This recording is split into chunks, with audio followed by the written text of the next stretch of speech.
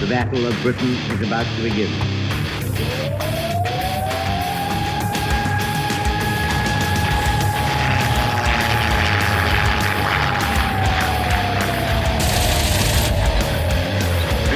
We got tanks up there.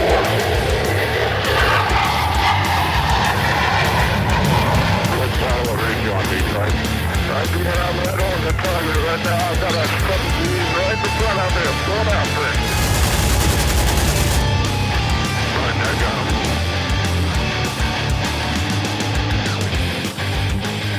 him. Welcome back to the Lead Pursuit Podcast, episode 44. Yeah, that's right. We're 4 episodes through a new year, and still nobody's fired us. And wait, tonight we have Jon Russell from Warlord actually on the podcast again. I mean, you'd think these people know who we are. John, what are you doing back on our podcast? It was lonely, and you guys had candy in the van, and I decided to go ahead and you're right. Damn it, son of a... We suckered him on here. That's true. But I brought Brett back as well. So, Brett, how you doing tonight? Hey, I'm doing great, guys. Good to be here. Yeah, well, it's kind of good to put the band back together. I know Chris is busy, so that's all right. He's got to get things ready before he can go on his, quote, vacation, as much as someone can have a vacation in the pandemic. But we thought we'd all get back on tonight. We talk about a couple upcoming Warlord things, and I'll kind of push that to the end because who are those Warlord guys? I don't care about them. But more importantly, we'd talk about Jon Russell setting the standard. And, you know, it hurts me. It hurts me to give kudos to a retired Air Force guy. I mean, to say, John, you set the gold standard. You did something no one else could do. You had a convention in the middle of the pandemic. Well, thank you very much for that, Doug. I really appreciate that. It wasn't just me. I had a hell of a crew. You saw them in action. A lot of my Raiders were there, and a lot of my guys. We had a lot of volunteers and the staff at the hotel. Even they were on a shoestring. But we really, I didn't realize how tense and wrapped up I was and nervous until like Monday, and I just laid around and watched movies all day because I was like, man, why am I so tired and exhausted? That's I don't know. For the last 3 months. Yeah, you just planned and ran a pandemic convention and got people to stress out and people to troll you and yell and say angry things on social media. But you know what? You pulled it off. Yeah, and we had people come from Wyoming. We had people come from North Carolina. We had people come from Texas, Missouri, Louisiana, Nebraska. And then, of course, you guys from Alabama and everybody flew in. Ohio. I mean, it was, was it the attendance we had last year? No, it wasn't. Not at all. But we had over 100 people, including, vendors and stuff. All the vendors, we said, look, we understand. First of all, thanks for coming. We really appreciate you being here. There is no booth fee until you make money or you're happy. And we're happy. I'm glad to say, or happy to say, that every single one of them gave us money or bought something from us, and every single one of them said we'll be back next year. So that was phenomenal. And a couple of folks came up and said, hey, we're glad you had the balls to do this. I'm like, look, no, you got to follow the procedures. You got to do exactly what you got to do. And we had a hidden agenda. One of my Raiders is a retired VA doctor, a medical doctor. So he was behind the scenes checking on some things. We hit everybody's temperature coming in every day. Everybody signed waivers. Everybody did the 6-foot rule as much as possible. We even had, it was amazing. Even when you think you got everything tight down, you've gone through the drills. Right the day of, and you saw us do it, the day of the convention, Michael's wife, Michelle, said, hey, why don't you rotate every other table 90 degrees? And we're like, what? Well, that way you won't bump butts. I'm like, well, son of a bitch, that's right. So then we rotated all the... I laughed that we hadn't thought of that. And it was one of those things, as soon as you start doing it, I'm like, son of a... Why did I not think of that? Exactly. So it worked out great. Yeah, and we had maximum spacing. We had... the only time... Well, actually, nobody crowded my Blood Red Skies game because when we weren't playing, I kind of walked around and coughed as I was talking around the table and everything, and no one wanted to come over by the Blood Red Skies table. It worked out well. Perfect. Yeah, it was well done. I mean, yours was the biggest draw, but with Midway and Big Red Skies and then Airstrike and all the stuff you were going on, and then the bolt action tournament, we had 24 people. Kudos go out to Colton. I was really happy to see how that went down. Looked like they had a good time. Yeah, Colton Swanson, Brian Swanson's son, won with his fins. That was 24 men, 3 rounds. That was good.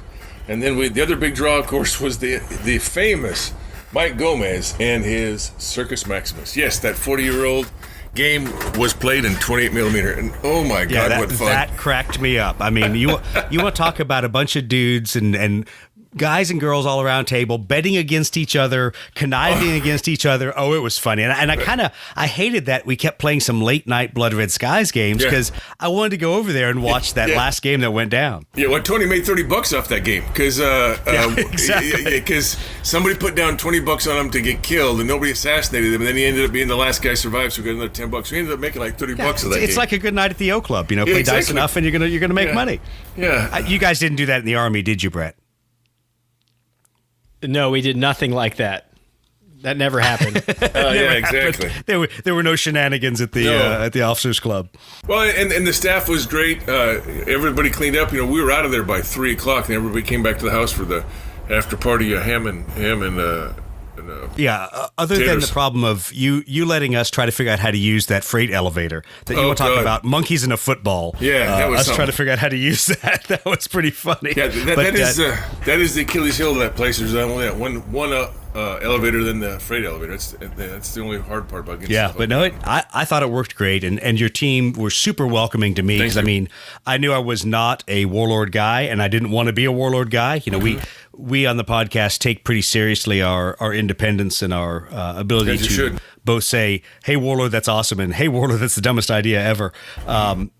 But your whole team welcomed me up there, made sure I was set up, always came over to see if there's stuff that they needed to help with, and I hate to say it, Brett, I thought you put out the spread at Coastal Con. You have nothing on Jon Russell. Nothing.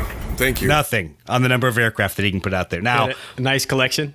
It is. Now, I say he cheated. He blatantly cheated. Yes, his raiders have been commissioned to do some of these pieces for every once in a while when he's like, hey, we're going to do a big, Flag Pearl over Harbor Fellers or whatever. That was Jeff. Exactly. That was Jeff Ortella's idea last year at Michigan GT. We did that's where Rick came in. Yeah. Not Rick, yeah.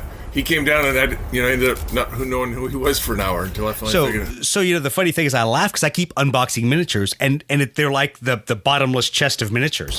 I keep taking out another layer. I'm like, holy crap! There's more Wildcats down here. There's more Zeros. When does this box end? Which was kind of a pain in the ass on pack out day. I think I know what I'm buying you for Christmas, which is some just lasered freaking foam for all your miniatures. I did go to Costco and get a couple of carrying cases and I had some foam laying around, so I've tried to rebox some of it. But yeah, 6 squadrons of Wildcats and 4 or 5 squadrons of Corsairs, then I don't know how many Zeros, but I mean, it's just... Yeah, there got to be a point where I stopped putting them out. And I'll be quite honest, I'd laid out about, I think, 4 squadrons of each, and I just laughed because there were still more aircraft to lay out. And I had 2 squadrons of each kind of bomber and all this stuff, and I'm like... Damn it, John. This is actually too many miniatures. Yeah, well, and then we had Chloe bring in those 3 B-17s, and was such and they missed. I mean, it was just so funny, the whole... That whole scenario, they got there and they made the bomb run and they missed the carrier with 12 dice. Yeah, which was one of those things that, I'm glad we played it. I'm glad we talked through and convinced ourselves that level bombing was the scenario we wanted to run. But true to form, and as Brett will tell you, he's been there in the Malta scenarios. You roll all your dice and you go, and that was a lot of work for nothing. Well, and the flip side of that, I mean, I get now where your pushback a little bit is on Big Red Skies. That's the first time I've really fully played a scenario like that, and it is beautiful to the eye. It's wonderful eye candy, but it is very deceiving. Like you said, you're not 9 inches away. Well, no, you go to the post. I'm like, oh shit, I'm out of range. Yeah, and we'll talk about that a little bit because I think that's one of the toughest things to get used to for, quote, Big Red Skies is that the eyeball calibration doesn't work because your models are 3 times bigger, at least. And so all of a sudden, what you think is a close fight isn't a close fight, at least per the rules. And we'll talk through that here in a bit. But I enjoyed getting to play that, getting to play a lot of Blood Red Skies. Unfortunately, I told myself I was going to get either a bolt action round or Gates of Antares in, and I only got a quick demo game of Gates of Antares, which is probably good because otherwise I would have walked over to your booth and bought a lot of Gates of Antares miniatures. Scott puts on a hell of a spread when he does those, and he got best of painting show. We got one of the Jeff Lawrence always has an internal awards program. He has best of show, best table for scenery and best paint. Scott Wise got best of show because that bolt action table he does every year, he improves it, and he did trees and did all the rooftops this time. It was freaking amazing. Brett, I'm glad you didn't see it, because otherwise you would have gone over and bought every bolt action thing that John had over there. It was one of those immerse yourself in the game, and you can go, oh yeah, I'm going to buy all these miniatures, and then you can realize actually it's all the terrain that's on this table that makes it so cool. Wow, that sounds awesome. Yeah, he did. He comes back every year and it gets better and better. And then Will Greenslade won best scenery. He had a beautiful SPQR / Mortal Gods table, all set in the ancient Greek kind of thing, with some brilliantly done temples and orchard and really nice stuff. And then Scott Hendrickson's the guy who probably did the Gates of Toys with. He comes up from Texas, and that guy, he does a history lesson, walk through history, and he had 6 different tables going from Black Seas all the way up to Gates of Antari, so you can play each game differently, and it's quick and fast, and they're well painted. I mean, he's a good guy. Absolutely. And he walks you through, so you don't feel like you're playing a slow demo game. He really walks you through and will concentrate on what you need to know and what you don't need to know.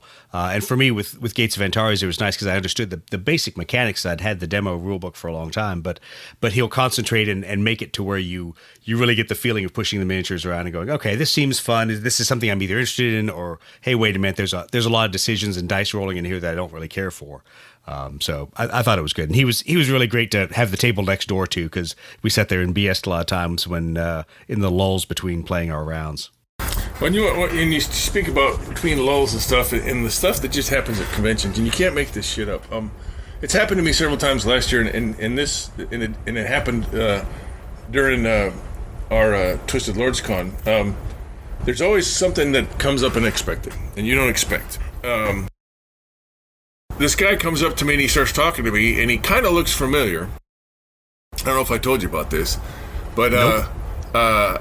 He goes, hey, I don't know if you remember me or not, but I'm the one that when you left Shepherd and went to Germany, I bought your daughter's crib off of you.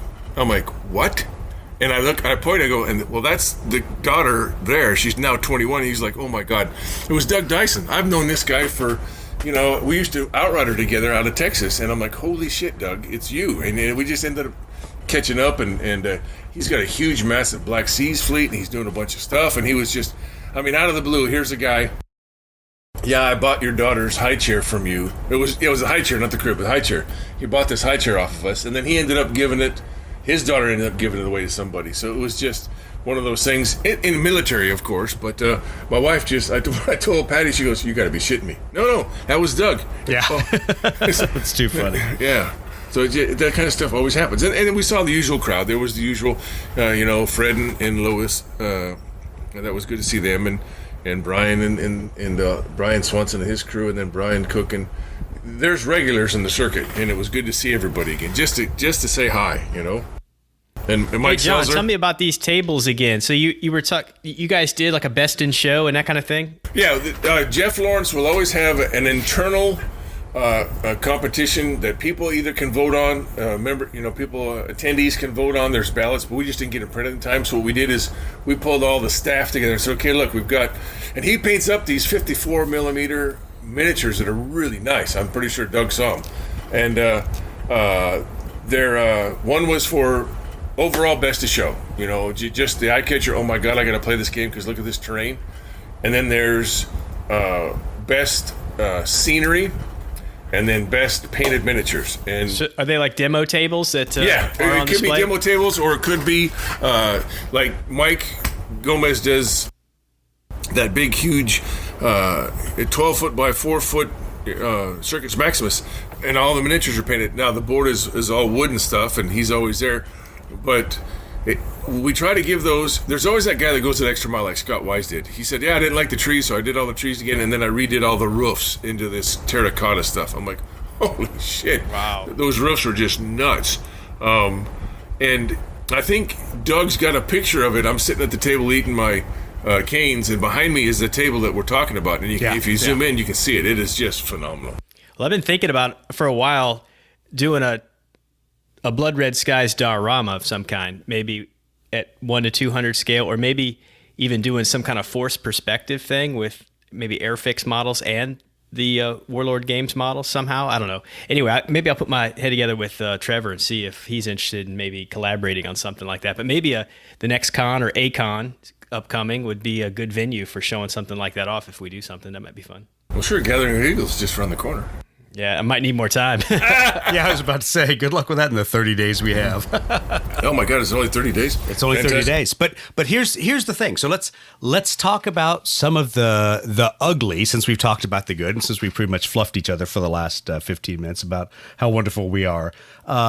You're always gonna get haters, right, John? Yeah, there was a few.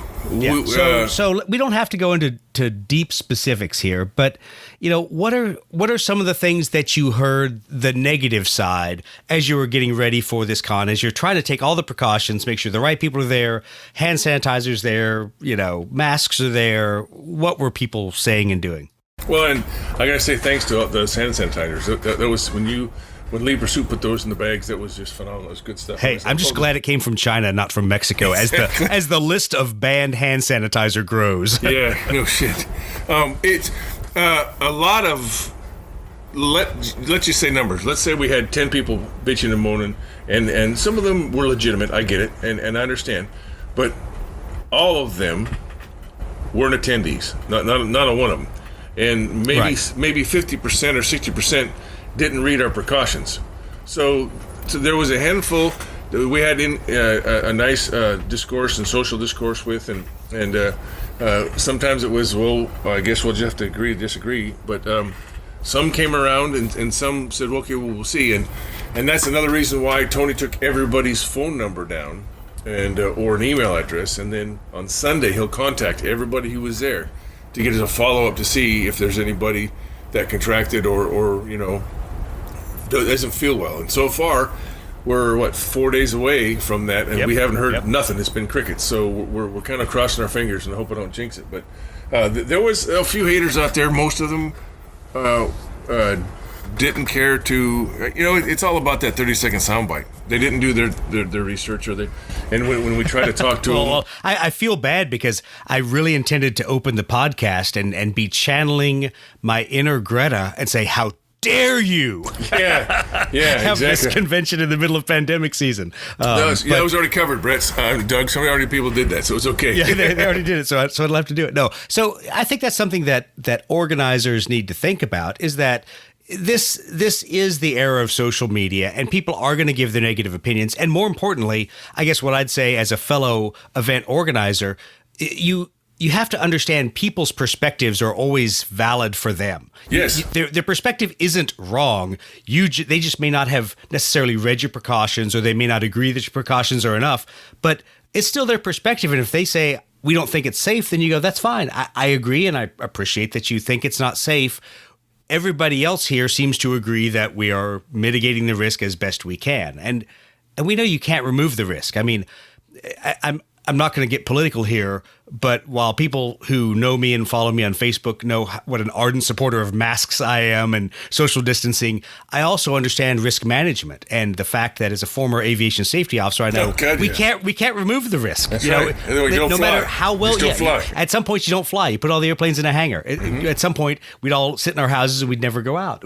There has to be some balance there, and not to keep fluffing you and telling you how wonderful you are, but I think you guys did a good job balancing that and putting in the risk mitigations, taking people's temperatures, making sure we had hand sanitizer, making sure you didn't have to be jerks about masks, but you're saying, hey guys, put your damn masks on, make sure you're masked up.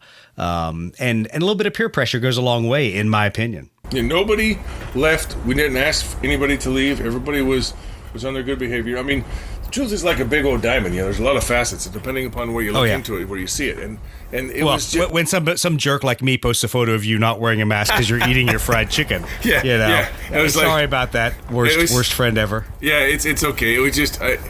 That just proves when you think things are harmless, somebody's going to take a different angle, and it's just.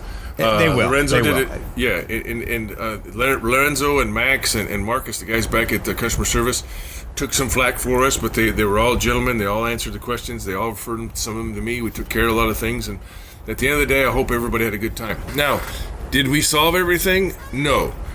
There was no way that what we did would work for Adepticon or for Gen Con or for certainly Nova. not. Think of the numbers. You would have needed an entire city block to have the size of Adepticon socially distanced. Yeah, we were very fortunate to have the size of room that we did.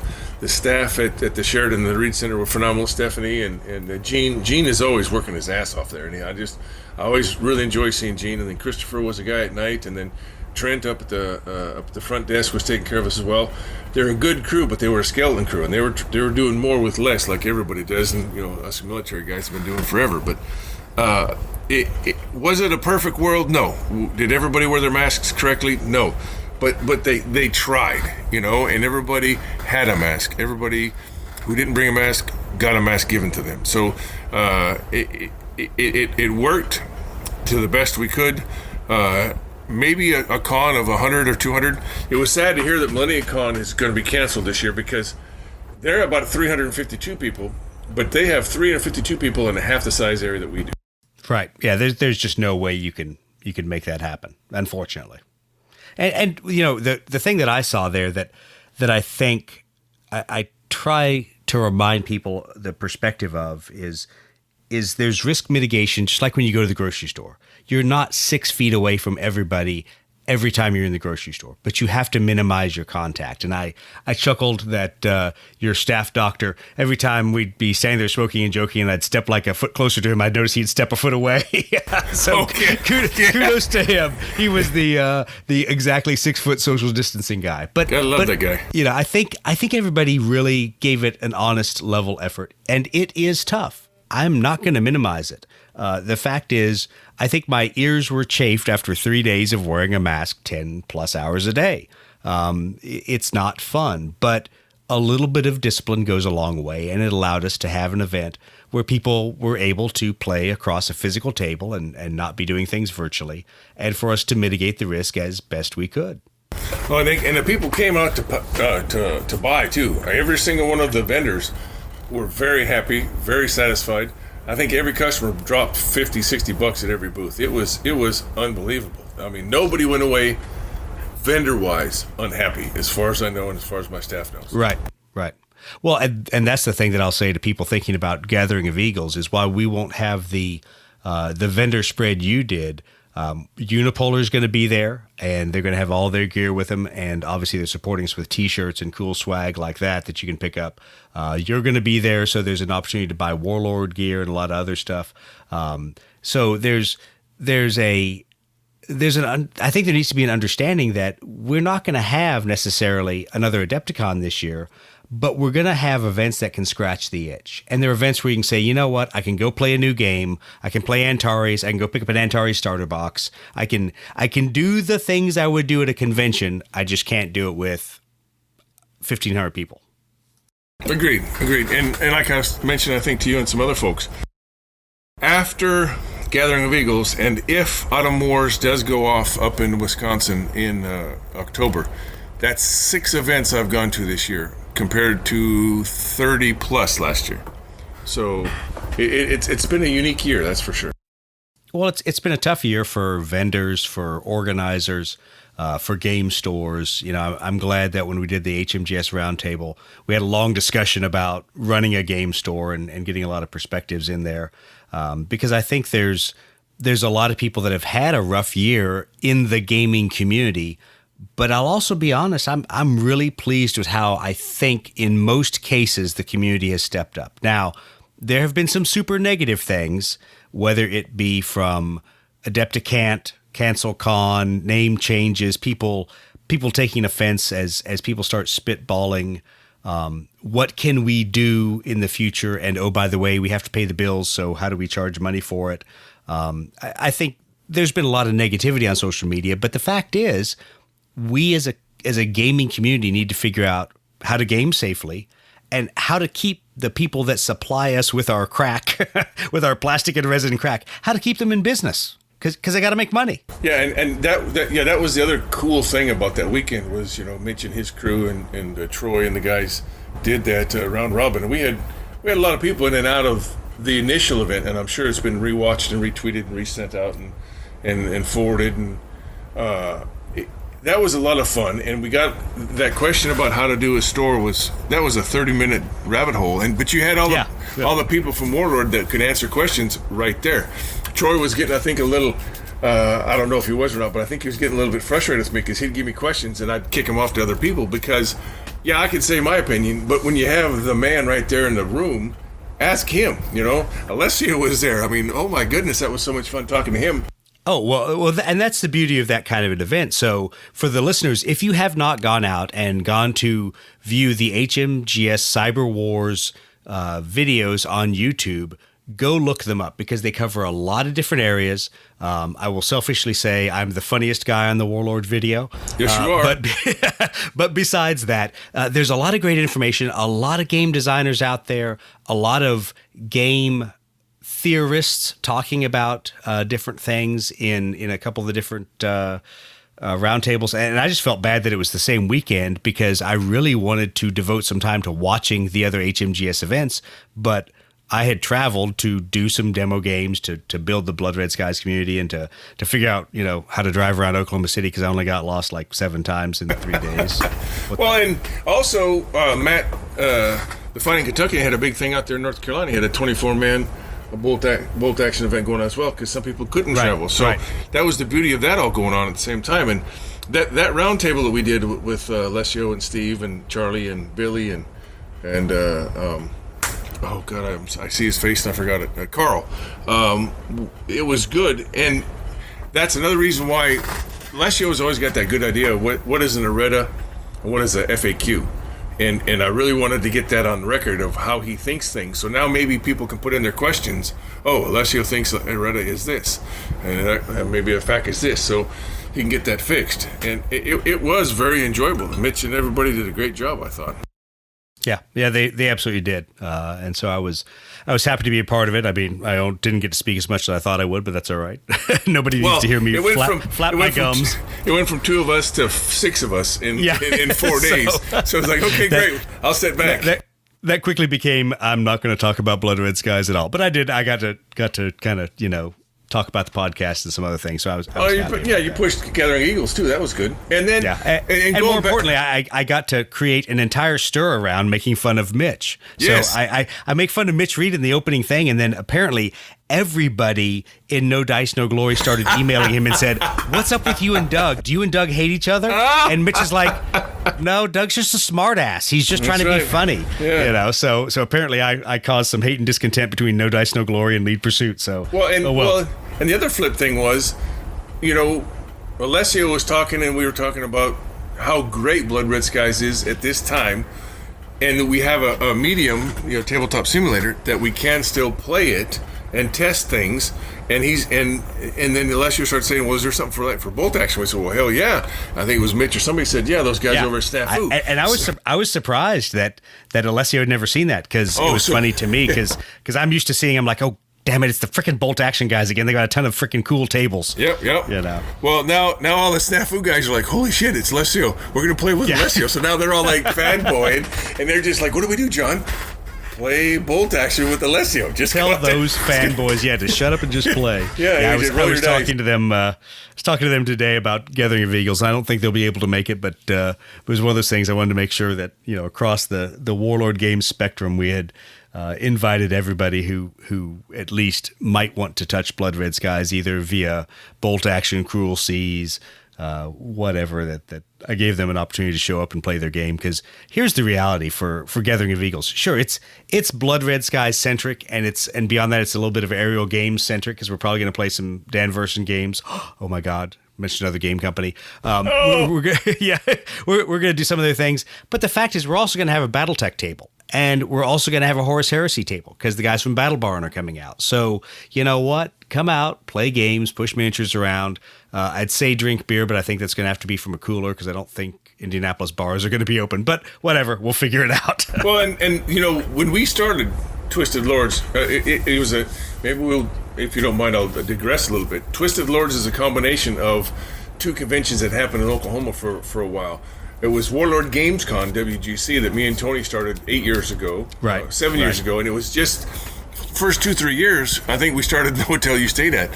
It was just Warlord games, and then Twister TwisterCon was something that Jeff Lawrence had done in March, right before Adepticon.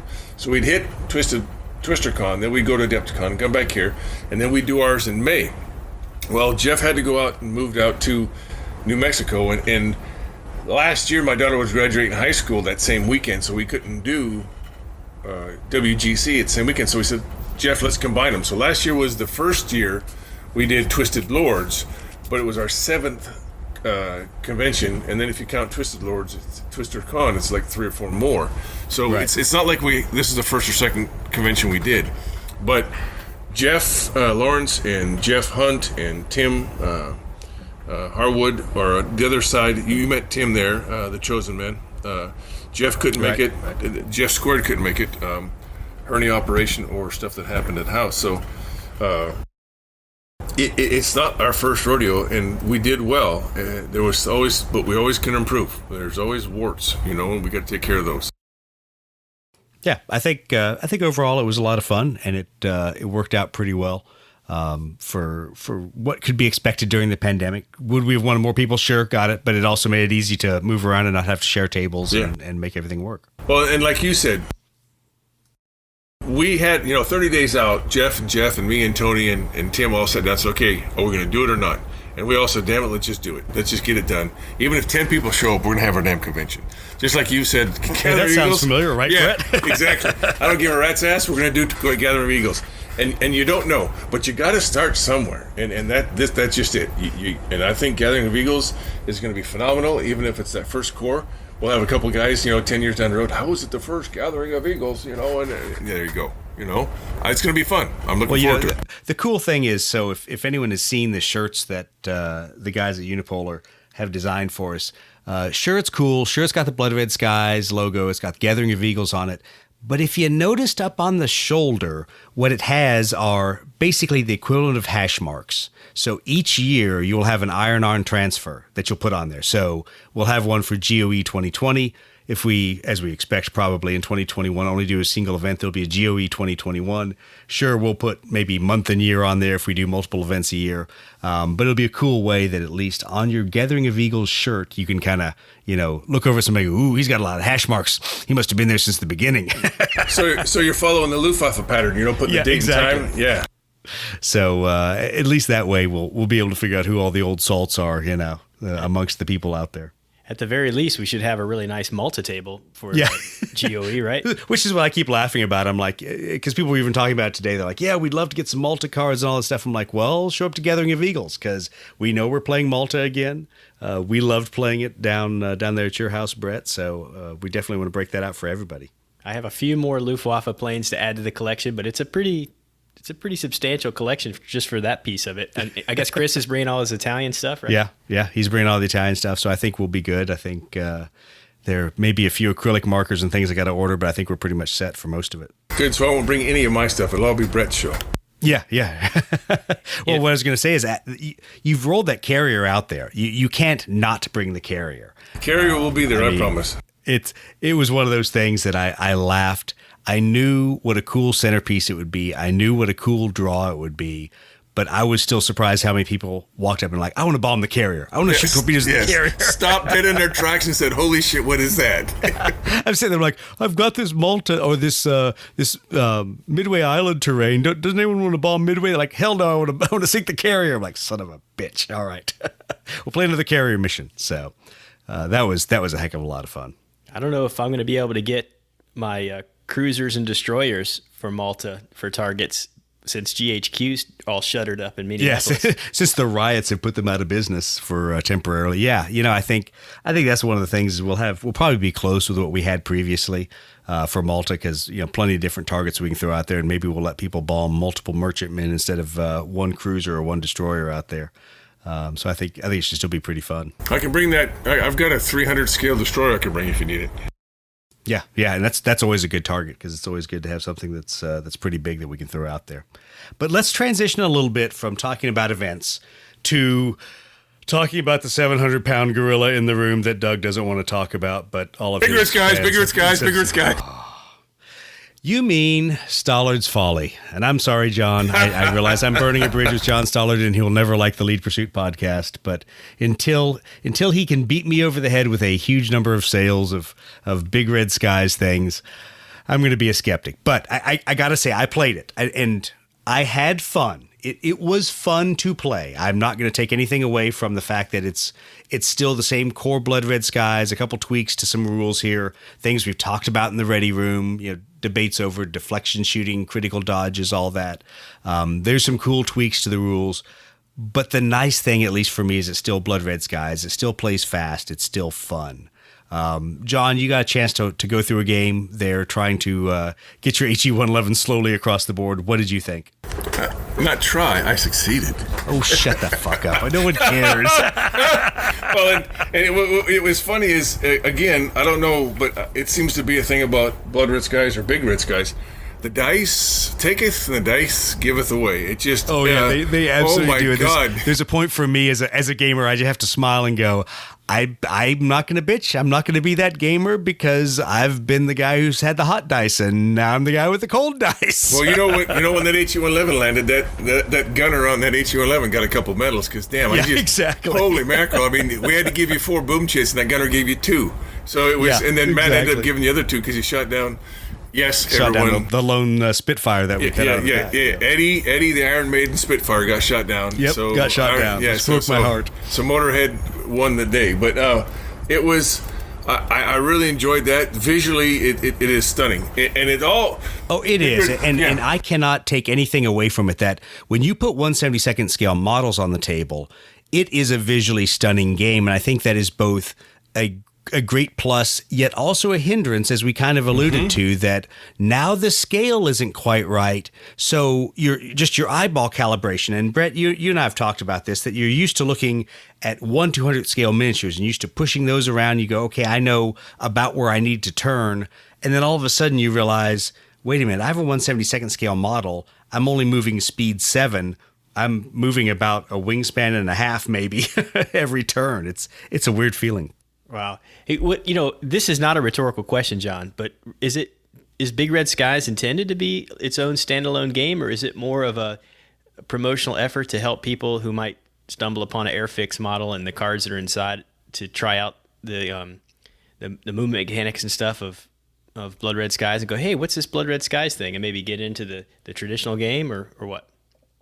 It is a gateway. It harkens back to I don't know what you guys were doing, when you're growing up in the 60s or 70s, but, there was always that kid around it, and John's got a fondness for Airfix, and I not only did the models, but I did a lot of the World War II models, the Africa Corps and the 8th Army, and of course all those, and you'd buy 72 of them for $2 or 100 of them for $2. Oh yeah, I still remember those. But John's got, if you can get to his house, he's got them in glass cases. He's got the first couple ones that he's ever bought, and he's got a real fondness for Airfix, and Airfix was trying to. I don't want to call it a gimmick. I just an additional selling feature.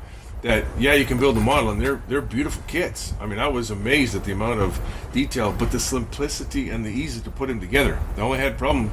I mean, I did 3 ME-109s, 2 Spitfires, and 1 Herc, and the Herc is what gave me the most difficult problems. But they're easy to put together, and it's just an additional selling feature. They're not going to raise the price on any of the kits. They're just going to start putting in a little pamphlet that explains Big Red Skies and the data card. Now, a lot of people are asking us, so there's going to be additional new cards out there? No. Only the cards, as far as I know, at this time, only the cards that are currently available for Blood Red Skies will be in Big Red Skies. There's not going to be any special, gotta buy it here, then transfer over and buy this kit. There's nothing like that. But it's just a nostalgic look back to building those 1/72nd scale kits, and I even pointed out to Doug, and he'll get a chuckle out of this. One of the ME-109s has got a fucked up canopy because everybody was 7 years old building these damn things, fucked up a canopy. Yeah, exactly. I mean, just put a fingerprint in the middle of our frickin' plastic canopy. Yeah. So I said I intentionally messed up one just for John. I said, John, I did mess up one ME-109 canopy just for you, and it is. I didn't paint any of the interiors because why bother with putting all that stuff in the cockpit, but my God, there was a lot of detail in there that I just painted over the cockpit glass. But It's nothing. They changed the rules a little bit, and hopefully maybe those changes will come over to Blood Red Skies. I like that the double dice, the critical hit to do a deflection shot, and then if you do a double critical hit, a critical dodge, you don't get a boom chit. That was a lot of fun, and I think it's going to be a great game. You don't have to play it if you don't want to, but if you build a model and you got the kit, why not? Well, I think one of the interesting questions people have asked is, we're so used to things being so prescripted and everything showing up as a boxed kit. Matt, one of my buddies from Alabama, has asked, hey, do we modify the size of the board? Are there different size bases? Are they available for purchase separately? Really, Big Red Skies is like where a lot of these games were years ago, where it's like, hey, man, how you want to base it's up to you. The fact is, we know what a standard base is. If you want to put it on a ball joint, if you want to put it just with a magnet like you had, which worked great, except for the damn hurricane. Nice work. Yeah, that's a freaking air scoop underneath. Stupid air scoop screwing everything up. But there's a little bit of flexibility there, and I think that's good. But people are so used to showing up in a world where everything is so prescribed, and this is how you have to do it. And hey, man, just go buy a pack of 6 Blood Red Skies bases, slap a magnet ring on the top, and slap a magnet in your model, and it works. Yeah, and it all went together. Now, there is talk that they might do a box set of 2 ME-109s and 2 Spitfires, kind of like a look back to the Big Alley kind of thing with the little pamphlet. So you'll have 4 Airfix kits in there, and I don't know the price point because we're talking 1/72 scale airplanes, not 1/200 scale airplanes. So there is that, and the scale does throw you off a little bit. The stands work. We showed you the work. The feet, the little additional snap-on that we have for our metal ones does tend to cause some contusions and when you get into that furball. I was glad that Michael did the HE-111 on a taller stand so we could fly underneath it. Yeah, but well, that worked. So that's kind of one of my points about where I think maybe as long as you make sure your base stand is the right size, because you need to be able to determine stand to stand distances. But there's a point, buy a third party stand that's taller, because otherwise you have a lot of midair collisions. Well, it might go back to the stands they use for check your 6 and telescope them. That might be that might be the solution. Yeah, that might be the solution to that. Just, it doesn't mean anything. You're just moving it out of the way so you can put the aircraft in the same space. Well, let's be honest, it's one of those things that maybe Litco will do, is where you have a square stand, kind of like a Wings of Glory stand, but it's got the circle of the diameter and your arcs painted on the bottom, so that you know exactly what the arcs are and everything, and you don't have to worry about the stand being too big and everything else. But I think it was funny because we did get to that point that everybody knows how you get in an absolute midair in Blood Red Skies as people are behind a bomber trying to shoot it down. Fighters are trying to defend it.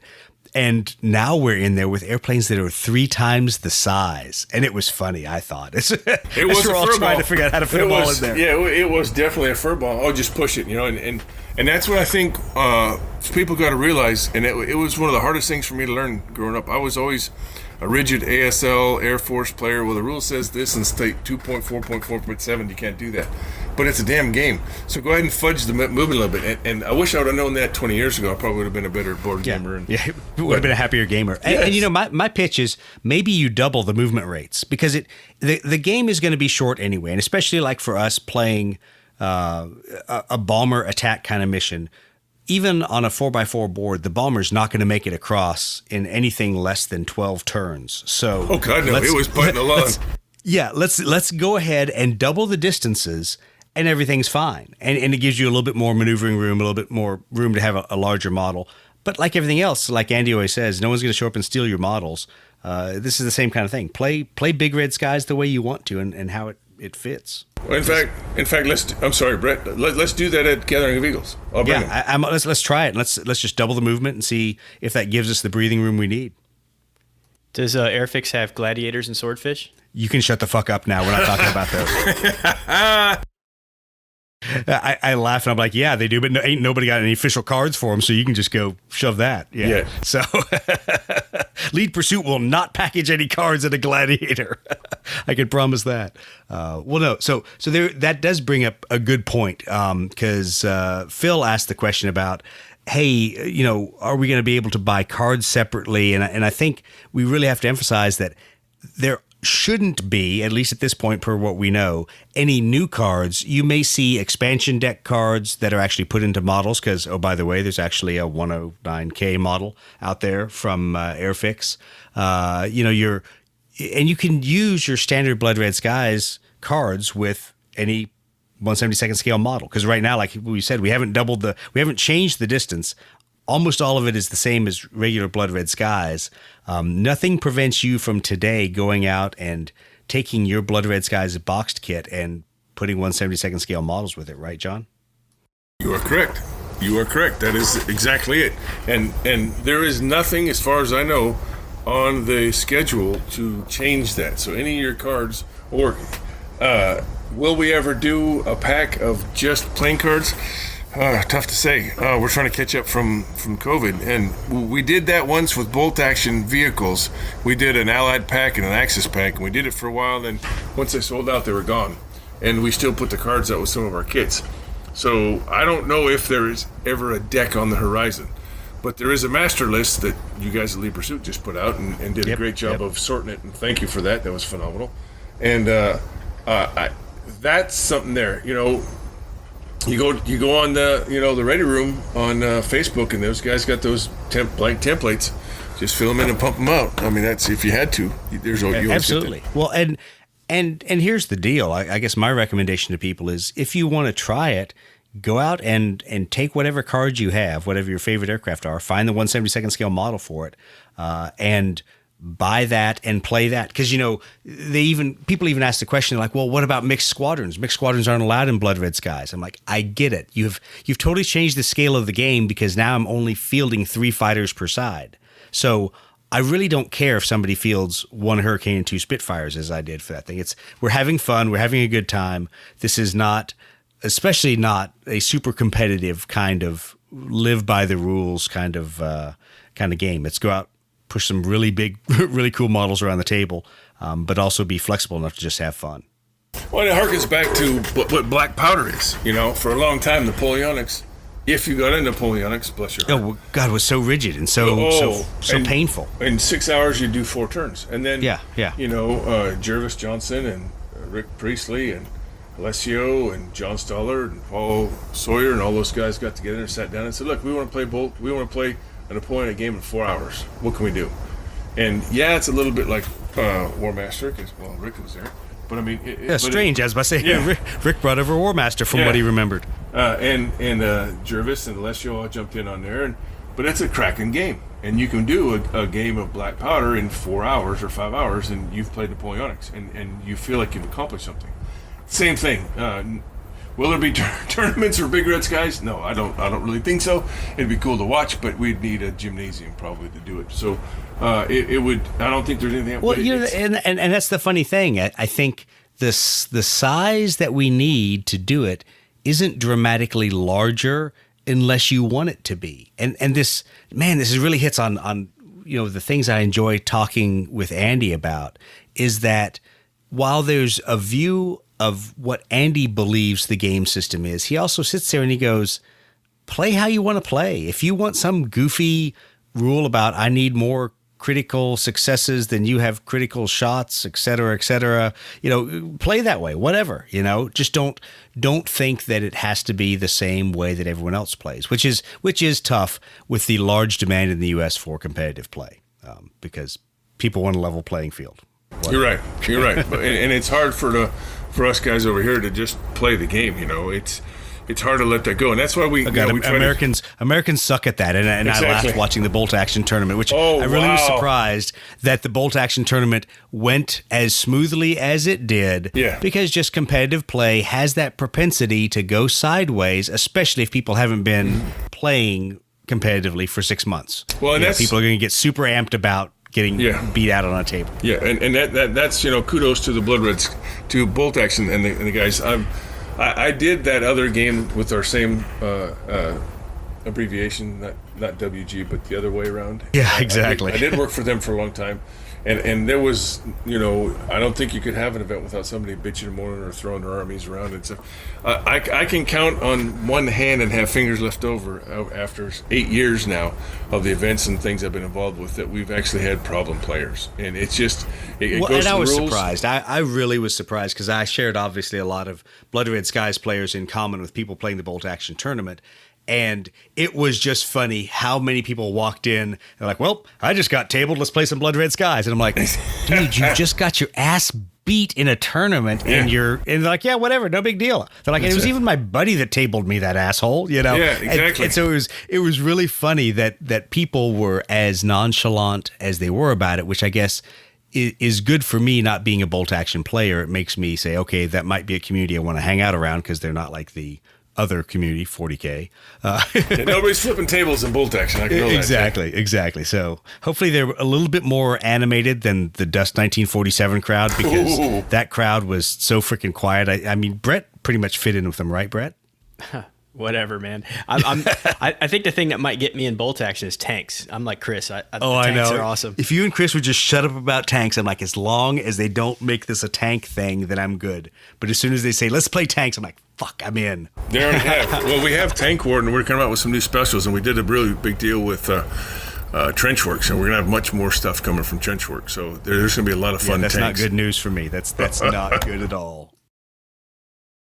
Well, awesome. So I don't want to belabor the point. We've been talking for almost an hour about, Twisted Lords, the convention, about Big Red Skies, answering some questions there.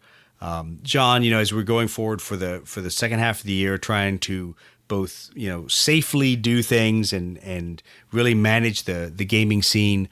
What do you see going on in the next couple months, at least from your part of Warlord Games here in the U.S. as part of the demo team? Where are you really focusing your efforts besides Gathering of Eagles?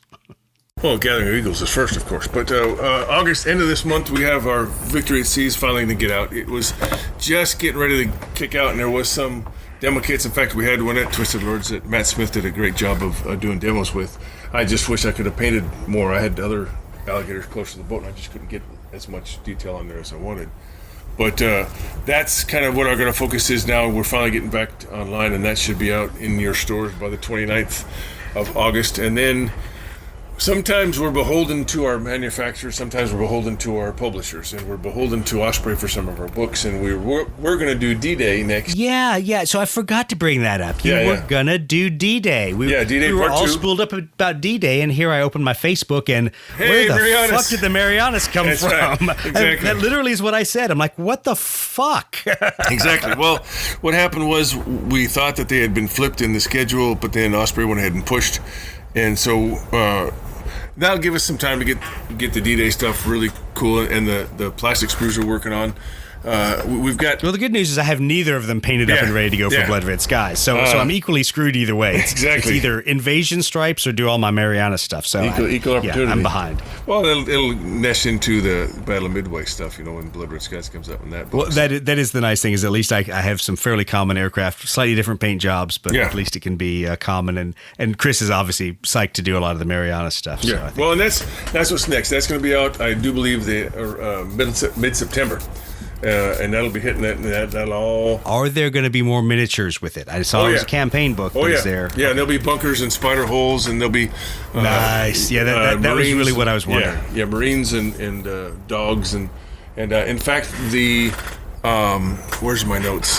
The special miniature that's going to come out with the box with the rule book with the Marianas island hopping for if we want to just kind of nest it all together. But it's a Cappy. I don't know if you know the dog Cappy from some of the island hopping stuff. No, actually, I don't know the story. It's a Marine. He's a dog that was the Marines picked up and ended up being one of their best dogs ever. In fact, that's the dog that is in the statue in D.C. for all military dogs. He's the one that they modeled. Yeah, so he's the model. The guys out there with Cappy, that's going to be the model that comes with that book. And that'll encompass everything that's Marianas Palau. There's a lot in there, so we just call it the island hopping campaign for ease of use. Right. And then we've got Gathering of Eagles in September. Then we've got Autumn Wars up in Wisconsin in October. We're working with Mythicos. They may be opening another store, their second store out east, so that might be the week after Blood Red Skies. I might go out to New Jersey and help them open that store. So they're doing really well. New Jersey. Yeah, it's the stores are phenomenal. Nelson and his crew, Liz and the bunch out there are doing a phenomenal job with Mythicos, and they've got something in the pipeline that's going to blow your socks off at the end of the year. That's going to be amazing for Erewhon, but that's all I can say right now because I've signed paperwork and sworn allegiance. So I can't. Me of all the guys that can talk, I can't talk. Yeah, I about was about to that say one. you of the guy who always leaks things. You can't talk. I Nice can't work. talk. You get it. And then Blood Red Skies Midway. Yep. And then one of these days, hopefully November, December. Yeah. Around Black Friday. And more stuff. There was a really good article. There's a lot of questions out there about Victory at Sea and what it is and what it isn't and what's going on and how is it and can I use this and how about action allies and yada. Okay. Again, let's go back to it's a game. Use whatever miniatures you want. But it's not the old Mongoose game. It's been upgraded. And if you get or can get a hold of, I highly suggest you get a hold of the recent copy of War Games Illustrated. There's a phenomenal article, 3-4 pages by the designers and stuff telling you exactly what it is, and that rule book in the box set for Victory at Sea is a pamphlet. It's 28 pages. That's not the complete rule book. That's just the teaser. There's going to be a 2-book set that comes out that's got all the details. They got naval boffins that went down all the repair yards for all these big ships, kept meticulous notes of all nationalities. So what they've done is they've got a refit chart on the back of the cards and in these books that if you run the U.S. Chicago in 1942, it's going to be a lot different than the USS Chicago in 1944. Because it wouldn't be a war game without useless chrome. Exactly. No, I totally understand why they do that. It's actually kind of cool. So that way you know what's been changed out, which 5-inch turrets are there, et cetera, et cetera. Yeah, well, even the 20 the mils back, things like that. Well, even the same class, the Missouri and the New Jersey were not the same ship, but the same class. Well, they didn't operate this. The guns were different. So they're calibrated in the different crews, of course, as well. So that's going on. We've got we're filling out some black powder lines. The Spanish are coming. The Prussian cavalry, finally. Everybody's screaming for that one. That's finally getting done. There's 4 different types of that. Early next year, we'll have the Italian plastic sprue that we've always promised. We're trying to get away from the 2-part sprue, and what I mean that is some of the Russians in particular and some of the British ones, you have to have a weapon sprue in there. So we're trying to get to the 1 sprue, 5 guys, boom, here you go. So that's what's going to happen with the Canadian Commonwealth sprue for D-Day Part 2. And Alessio kind of talked a little bit about that as well. And Alessio also talked about his board game. That's going to hit out around Christmas time. And that's the one that takes Blood Red Skies and Cruel Seas and Bolt Action and puts it into one game, and how to campaign that game. And if you don't have time to play that game, you play the board game.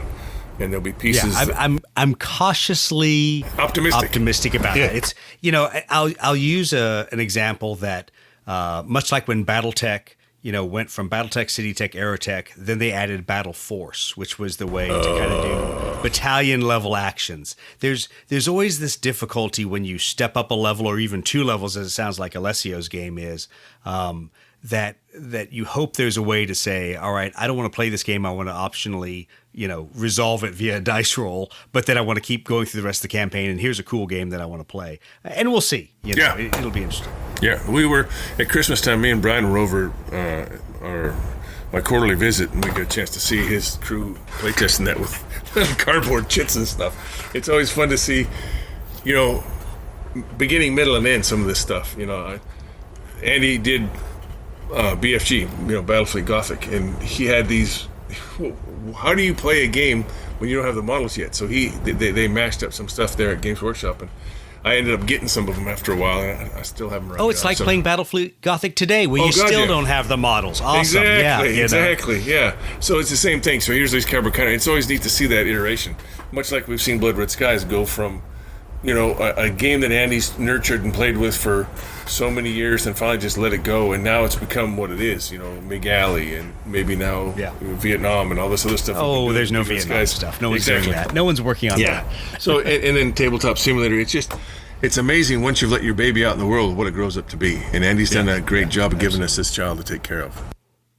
Absolutely. Well, Brett, any last minute things from you? Any last minute questions or spears to throw? No, I'm just happy to be here. I'm steady working on that campaign thing. Hope to have something to you guys to look over. I know it gave John a sneak peek recently. Gorgeous. Yeah. It's the worst idea ever. Yeah, it's your idea, by the way. Yeah, damn it, don't blame me. It's not my The fault. ultimate rabbit hole. Come on. Yeah, I didn't say expand it. Oh, wait, yes, I did. I did say make it more complex. Son of a... Doug's always accusing me of being the idea fairy, but after the first Gathering Eagles, he was like, why don't you just type that up and, make something that people can use? I'm totally the good idea fairy on that one, so I apologize. Yeah, the whole gaming community can blame me for that rabbit hole. Oh, but it's beautiful. And everybody's always want that extra level of detail. Again, if you want it, there it is. If you don't have to do it. But, oh, my God, you guys, that's a labor of love. That's one of the things I have to explain to guys is just because people go to that level of detail, you don't have to. But at the same time, don't feel guilty if you want more detail. If you want to add more Chrome, if you want to make your own house rules, do it because it's your game. You paid the money. You own the miniatures. You can do what you want now. Yeah, somewhere in almost every single one of the Warlord's rules, whatever game you're playing, somewhere in that first couple paragraphs, it says exactly that. Look, you bought the game. It's yours. Do whatever the hell you want. Yeah, exactly. Well, cool. Well, thanks, guys. It's always good to chat. I hate to have to cut this short because, well, John and Brett and I, we could probably talk for hours and make fun of each other and talk about board games. But the audience doesn't really care. They only want a short podcast. So thanks, guys. I appreciate you being on. Appreciate you taking the time. And I'd like to encourage our listeners to go out there into the Ready Room, ask questions. If you wonder where all these listener questions came from, because we said, hey, we're going to talk to Jon Russell about Big Red Skies, and people asked us questions. We listen to you guys out there. Come on. Believe it or not, we listen. It's kind of weird. I don't know how that all works out. It's this whole media thing with social people. So yeah, we answer questions on social media. And if we didn't answer your question, it's not because it's a dumb question. It's because I'm a jerk and I didn't ask your question. So just send me an email and tell me what a jerk I am and make me ask the question again. Watch out for that hate mail. Be careful. Yeah, exactly. Be careful. I'll be getting plenty of it. Thanks again, guys. Thanks a lot for inviting me. Everybody at Gathering Your Eagles. And then for those that can't make it out to actual GOE, we'll have a component for a little bit of virtual GOE that same weekend for the 4th, 5th, and 6th in September. Indianapolis, if you can't figure out how to register, go to the leadpursuit.net website. You'll see a big tab for Gathering of Eagles. Click on there. Click to register and then click to pay for your registration, and you're in there. And the hotel rooms are on sale, so do it now before 25 August. The hotel rooms, they dropped the price again. Funny how this happens in a pandemic, so It's even cheaper. Let's go. Let's have fun. Have fun, guys. Take care. Thanks again. See ya.